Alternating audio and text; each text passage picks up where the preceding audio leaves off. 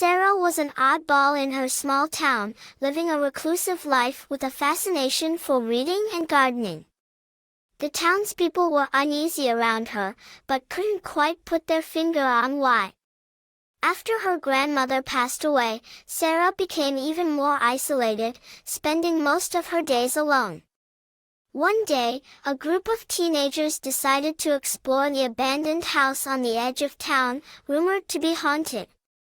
Sarah followed them, watching as they made their way through the overgrown yard and into the house.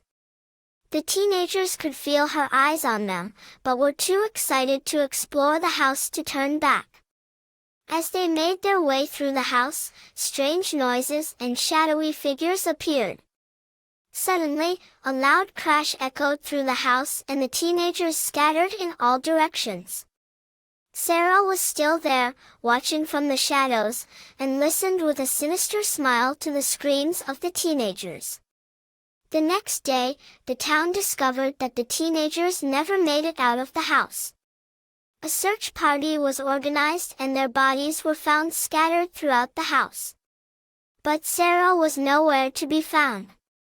The townspeople began to wonder if she was responsible for the teenagers' deaths, but there was no evidence to prove it. Years passed, and the town forgot about Sarah and the haunted house.